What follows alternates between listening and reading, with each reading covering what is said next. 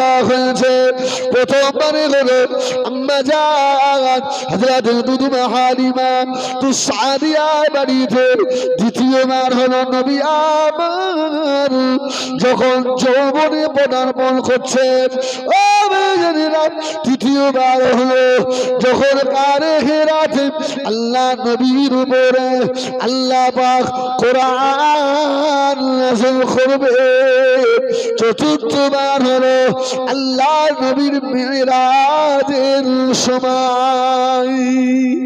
সুবহানাল্লাহ। চারবার রাসূলুল্লাহ সিনা মুবারক চাপ। ও আমার মেয়েরা, হযরত জিবরিল আমিন আলাইহিস সালাম আল্লাহ নবীর কদমের কাছে বসে চিন্তা করতে লাগলেন। আল্লাহ নবীর আরামের ঘুম ভেঙে গেলে আল্লাহ পাক নারাজ হয়ে যাবেন, এই না মনে করে পায়ে দাঁড়িয়ে বসে ও মেয়েরা হযরত জিবরাইল নিজের জিহ্বা বার করে দিয়ে আল্লাহ নবীর নূরের কদমের নিচে চাটতে লাগলেন। সুবহানাল্লাহ, সুবহানাল্লাহ। আমাদের সুবহানাল্লাহ বলেন। আমরা গর্বিত আমাদের নবী। ওহ, রাসূলুল্লাহর ঘুম ভেঙে গেল। কি এই লাইনে যাব না অন্যদিকে যাব? সুবহানাল্লাহ বলেন। এই মাসের একটা বরকত আছে না, আবার ইনশাআল্লাহ দেখা হবে হাজী সাহেবের বাড়িতে 26। হ্যাঁ, আমাদের আব্বাস ভাই আসছে, আল্লাহ যদি হায়াত রাখে আবার দেখা হবে ইনশাআল্লাহ। হবে না?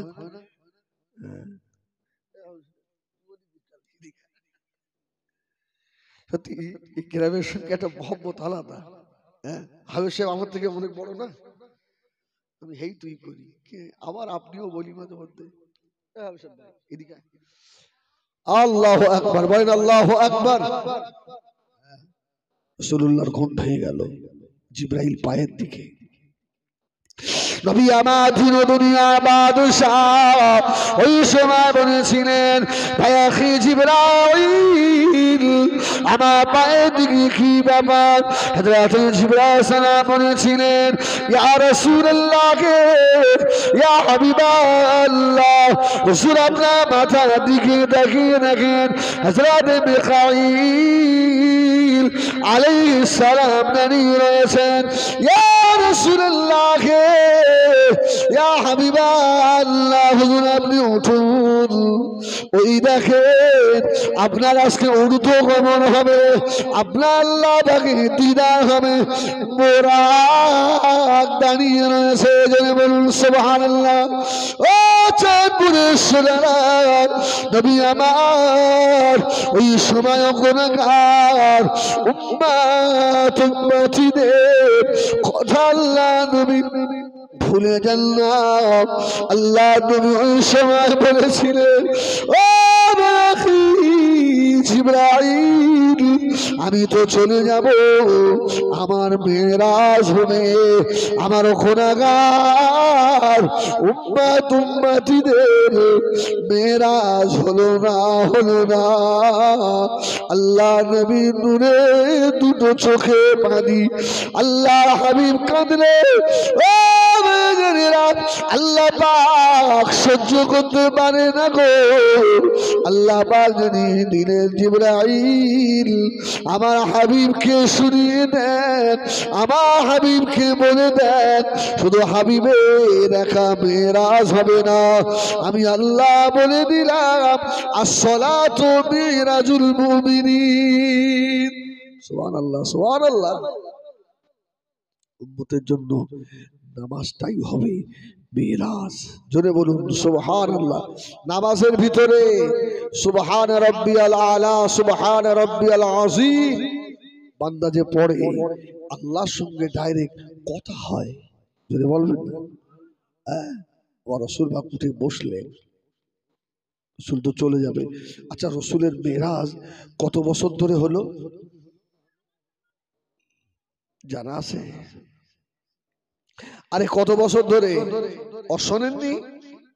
যে রাসূলুল্লাহ ওযু করে গেছে, মেরাজ করে এসে দেখছে ওযুর পানি গড়িয়ে যাচ্ছে।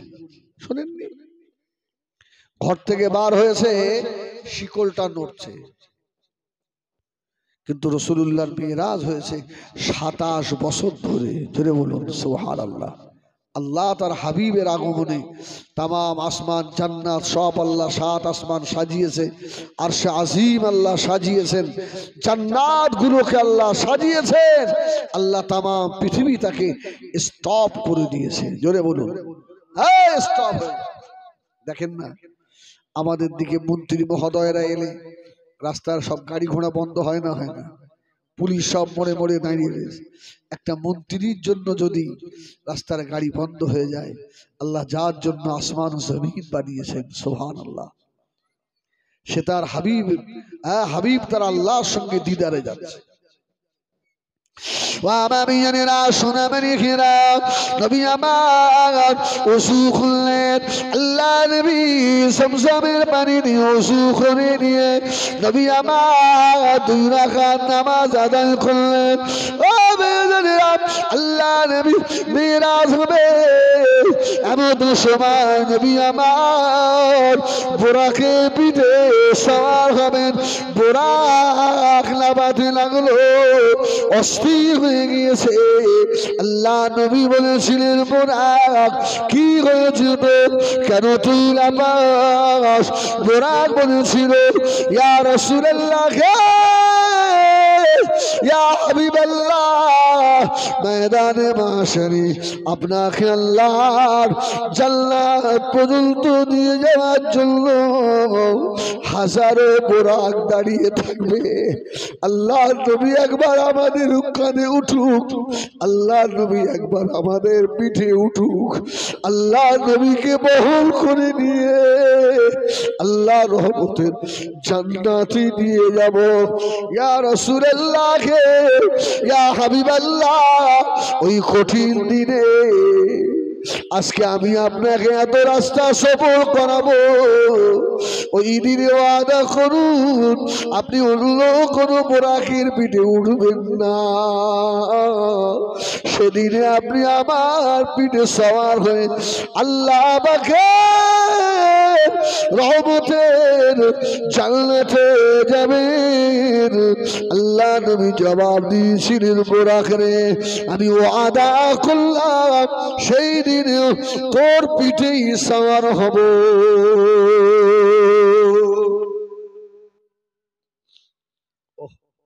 সব ও মেজেরাম, ও মুরব্বিয়ানেরাম, নবী আমার দিন দুনিয়া বাদশাহ বুরাকে পিঠে সওয়ার হলেন।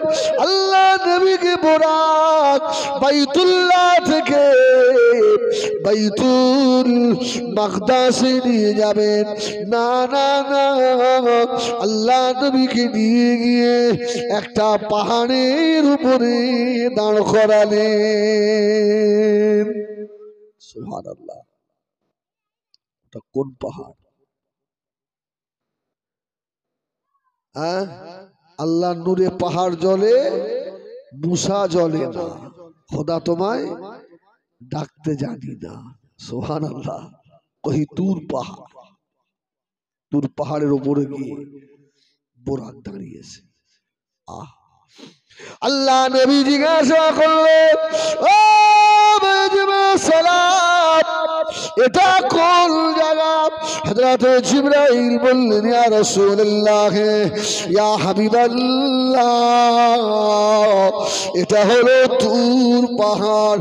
নবী আমার সাল্লু রাকাতাইন, আল্লাহ নবী 2 রাকাত নামাজ পড়লেন।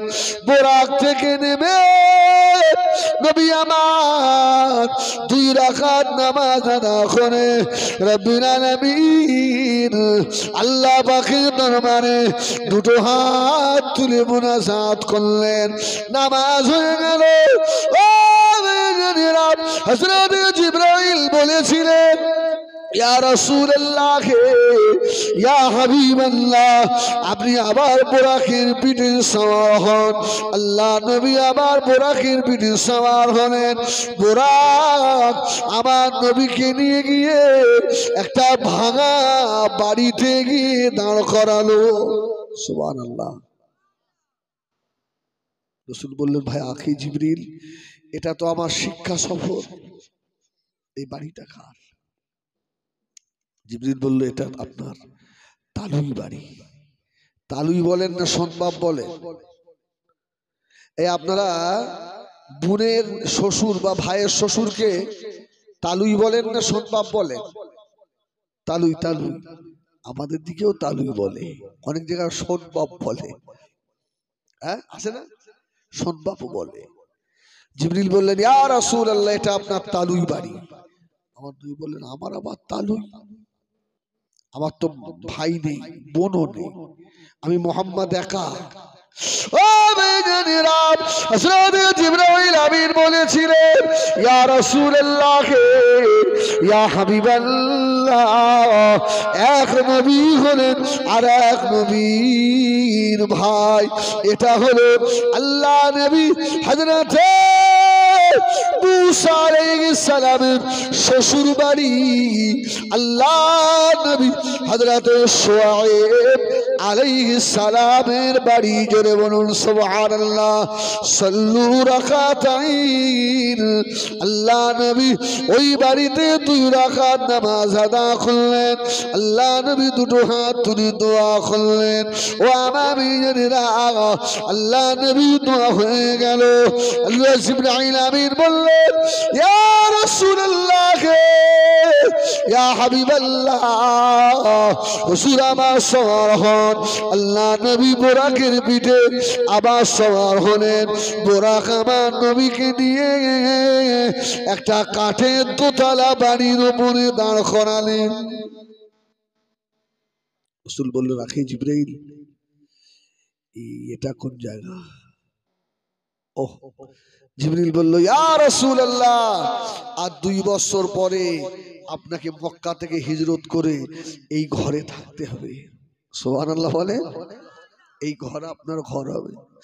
ও বেজানেরা, ও সুনামানিকেরা, হাদিসের ভাষায় ওই ঘরটা হলো আল্লাহ নবীর খলিজা টুকরা সাহাবী হযরত আবু আইয়ুব আনসারী রাদিয়াল্লাহু তাআলা আনহুর ঘর। কিন্তু না, আল্লাহ নবী দুনিয়ায় আসার 1000 বছর আগে ইয়ামেনের বাদশা তুব্বা আল্লাহ নবীর জন্য ঘর বানিয়ে রেখে গেছিল। ঘরটা তো আবু আইয়ুব আনসারী নয়, ঘরটা আমার নবী। হ্যাঁ, উনি চলে যাওয়ার সময় একটা চিঠি লিখে দিয়ে গেছিলেন। চিঠিটা রাসূলুল্লাহ লিখেছিলেন। আমার রাসূল পাক সাল্লাল্লাহু আলাইহি ওয়াসাল্লাম জীবনে 2 জনের গায়েবানা জানাজা পড়েছে। কজনের? 2 জন। আচ্ছা, ইমামে আজম আবু হানিফার মতে গায়েবানা জানাজা আছে? এই আমাদের আছে গায়েবানা জানাজা। যখন বাংলাদেশের দেলওয়ার হোসেন সাঈদী সাহেব ইন্তেকাল হলেন, বেশাক আল্লাহর ওলি মানুষ, আমরা দোয়া করি আল্লাহ তার কবরটাকে জান্নাতের আলা মাকাম বানিয়ে দেন, বলেন আল্লাহুম্মা আমিন। এখনো যদি দেলওয়ার হোসেন সাঈদীর ওয়াজ চালানো হয়, যত বড় আজহারি হোক না কেন, আল্লাহ যে মুখে এত মধু দিয়েছিল, সুবহানাল্লাহ বলেন, আর কারোর ওয়াজ ভালো লাগবে না। কার দোয়ায়? আরে কার দোয়ায়? সাঈদী এত বড় আলেম, ফুরফুরা শরীফের দাদা হুজুর পীর কিবলা রহমাতুল্লাহ আলাইহির মেজর সাহেব জাদা আলা হযরত মিসলা হুজুরের দোয়ায়। জোরে বলেন না সুবহানাল্লাহ। আল্লাহু আকবার। বাংলাদেশে অনেক পীরের বড় বড় খানকা আছে, তবে ডিপু আমাদের বাংলায়। জোরে বলুন সুবহানাল্লাহ। এখান থেকে আমরা মাল সাপ্লাই করি, তাই ওরা পায়। আল্লাহু আকবার। সাঈদী মারা গেল, আমাদের ভারতবর্ষে বহু জায়গায় গায়েবানা জানাজা হয়েছিল। ওই সময় ইন্টারনেটে আমরা দেখেছিলাম আমাদের ওখানে একজন হাজী সাহেব মারা গেল উমরা গিয়ে, 7-8 জন আমার কাছে এসছে, হুজুর জানাজাটা পড়তে হবে। বলছে লাশ এসছে মাইয়ের, বলছে লাশ মক্কায়, আমরা এখানে জানাজা পড়ে দেবো। আমাদের ইমামের মতে হবে না, এখানে হবে না। আচ্ছা, আল্লাহ ইমামে আজমকে এত বড় আল্লাহ ইমাম করেছিলেন, হুজুরের কত বুদ্ধি জানেন? একটা ওকেয়া বলবো ছোট্ট করে, সুবহানাল্লাহ বলেন। সেই যুগে আরেকটা বড় আলেম ছিল হযরত সুফিয়ান সাউরি রাহমাতুল্লাহ আলাইহি, নাম শুনেছেন? সুফিয়ান সাউরি ইমামে আজম আবু হানিফার মায়ের পীর, সুফিয়ান সাউরি রাহমাতুল্লাহ। আম্মা জানের কাছে গিয়েছিল ইমামে আজমের মা, বলেন না সুফিয়ান সাউরির কাছে, অনেক বড় ঘটনা, সেই দিকে নয়। তো একজন এসে পরীক্ষা করছে যে সুফিয়ান সাউরি বড় আলেম না জগতের ইমাম ইমামে আজম আবু হানিফা বড় আলেম, একটু পরীক্ষা করে দেখা যাক, যার ধৈর্য বেশি তিনি হবেন বড় আলেম। হ্যাঁ, ধৈর্য কার বেশি দেখা যাক। আমার ভাইরা, হযরত সুফিয়ান সাউরি রাহমাতুল্লাহ আলাইহির কাছে গিয়ে লোকটা আচমকা এক চড় মারতে গেছে সুফিয়ান সাউরিকে। সুফিয়ান সাউরি রাহমাতুল্লাহ আলাইহি রেগে লাল হয়ে গেল, এই কি করলাম, তুমি আমাকে মারতে এলে? বলে তোমার পরীক্ষা হয়ে গেছে, তুমি যে কত বড় আলেম তা পরীক্ষা হয়ে গেছে। এবারে একজনের পরীক্ষা বাকি, যাকে আমরা বড় ইমাম বলে জানি, ইমামে আজম আবু হানিফা। চার ইমামের বড় ইমাম হযরত ইমামে আজম আবু হানিফা রাহমাতুল্লাহ আলাইহি 40টা বছর এশার ওযুতে ফজরের নামাজ আদায় করা মানুষ। হুজুর আমার সারা রাত আল্লাহ পাকের ইবাদতে মশগুল হয়ে থাকতেন। যোহর থেকে আসর পর্যন্ত ইমামে আজম আবু হানিফা রাহমাতুল্লাহ আলাইহি একটু ঘুমিয়ে যেতেন। আর এটাও সুন্নাত, দুপুরে খাওয়ার পরে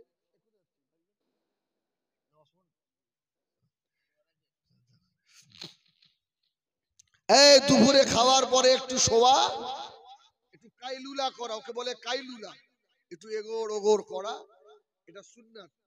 দুপুরে খাওয়ার পরে 5 মিনিট হলে একটু শোবেন, একটা সুন্নাত আদায় হবে। তুমি তো যাবা, বুঝতে পারিস তো।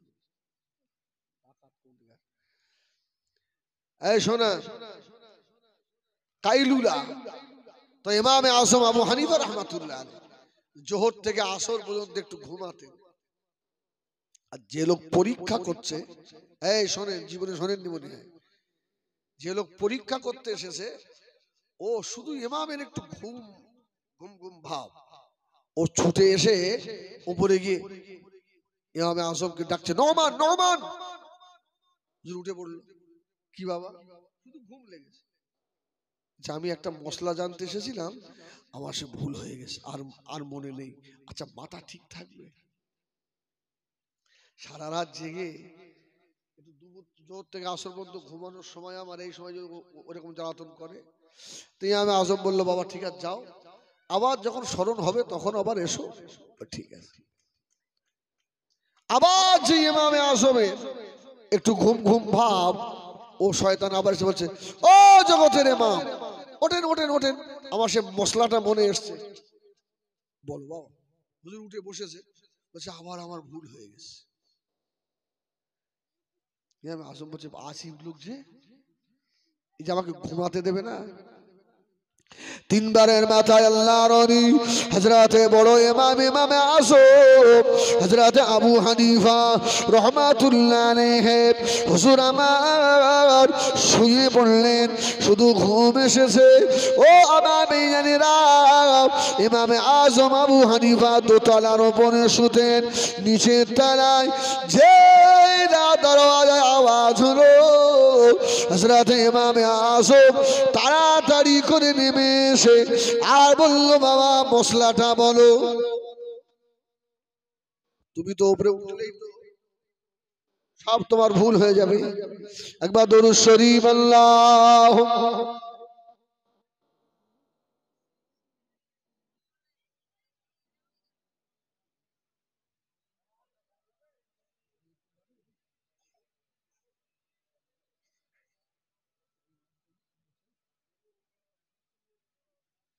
আমার সোনা মানিক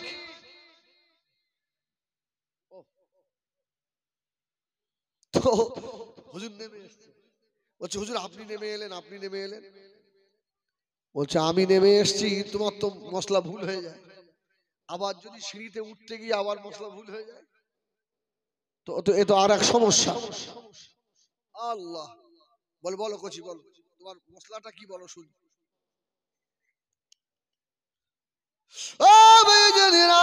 হযরত ইমাম আযম আবু হানিফা রাহমাতুল্লাহ আলাইহি প্রশ্ন করছে, হুজুর তাড়াতাড়ি বলুন পায়খানা তিতো না মিষ্টি?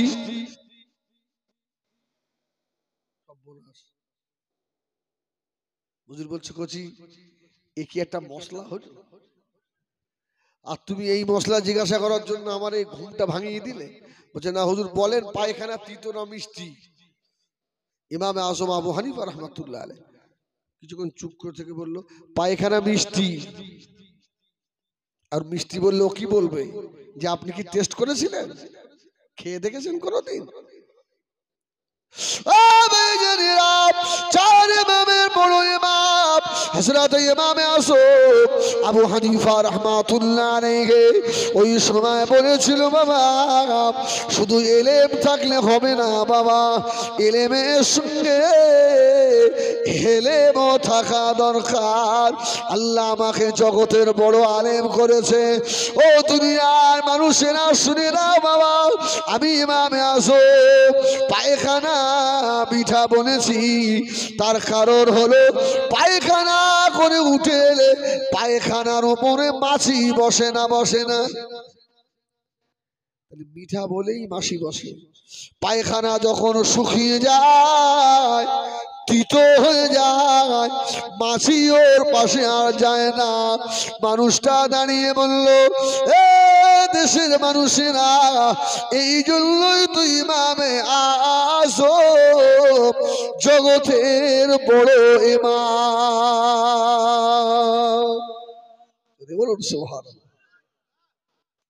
আল্লাহ হযরত মির্জা হুজুর বলতেন, বাবা যদি 1 কেজি এলেম থাকে তার 2 কেজি তার হেলেম থাকতে হবে।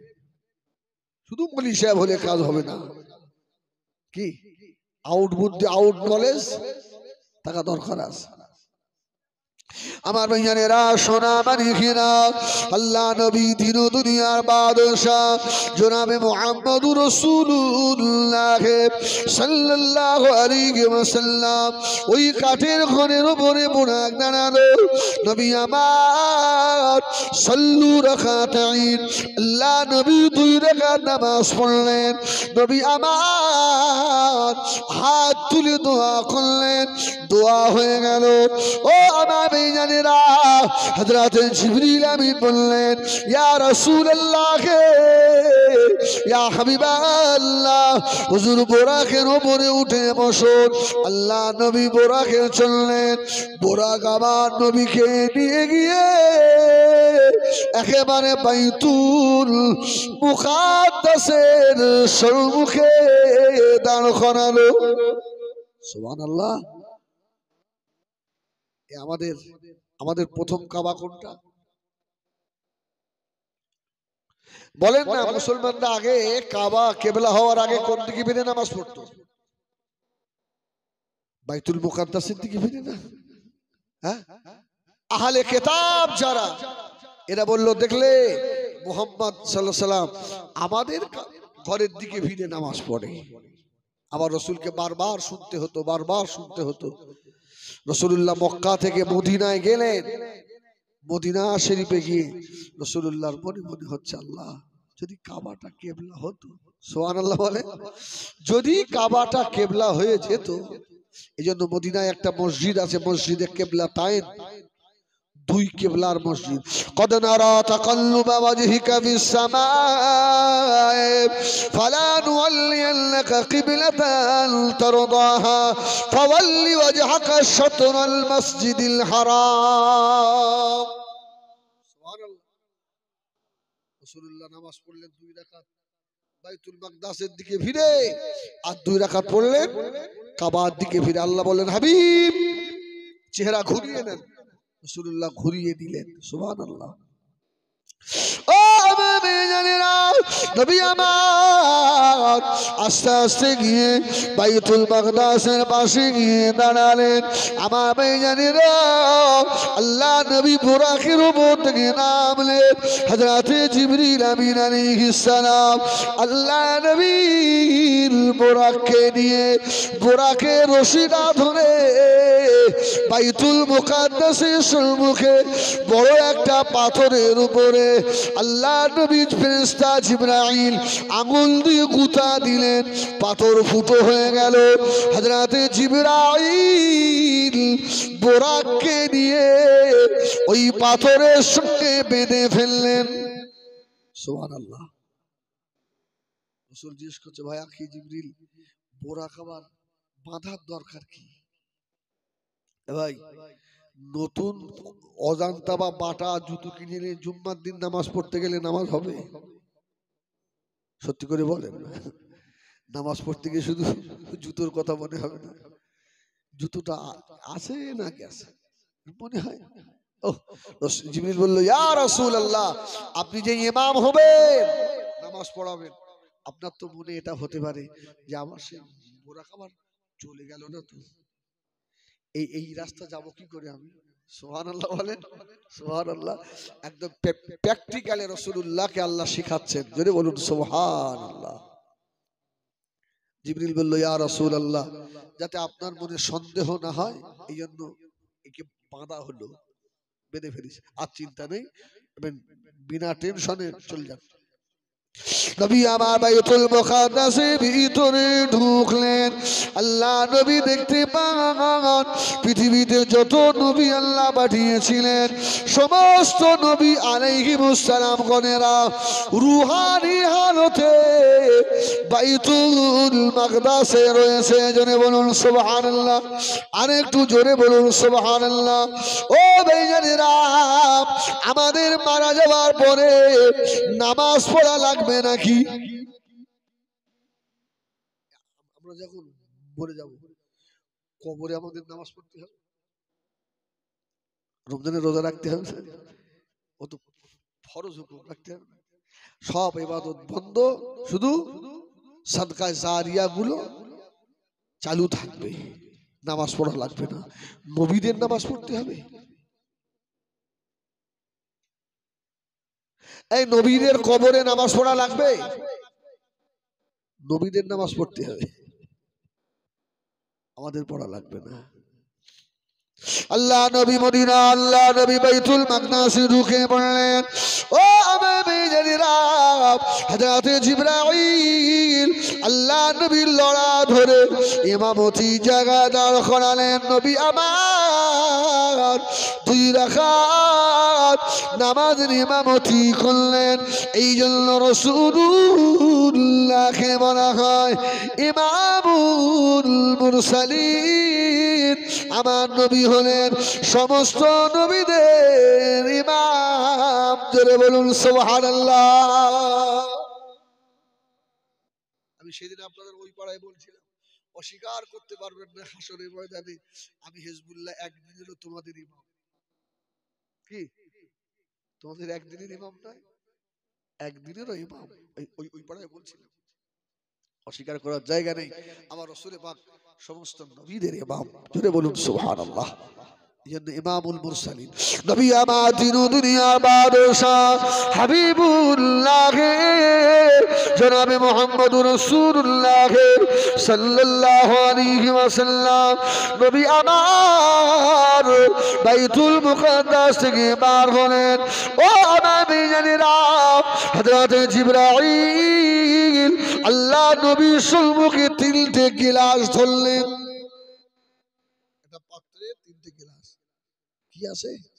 একটাই দুধ, একটাই মধু, আর একটা ফলের রস। রাসূলের ইমতিহান হচ্ছে, পরীক্ষা নেওয়া হচ্ছে। ইয়া রাসূলুল্লাহ, এই 3টের ভিতরে আপনি কোনটা পছন্দ করেন? রাসূল অনেকক্ষণ ভেবে ভেবে দেখে মধু নিলেন না, ফলের রসও নিলেন না, রাসূলুল্লাহ দুধটা পান করলেন। সুবহানাল্লাহ বলেন, সুবহানাল্লাহ। এই জন্য নবী বলেছে গরুর গোশত তোমাদের জন্য হালাল, তবে কম খাবে, বেমারি হবে। গরুর দুধ বেশি খাবে। সুবহানাল্লাহ। রসুলের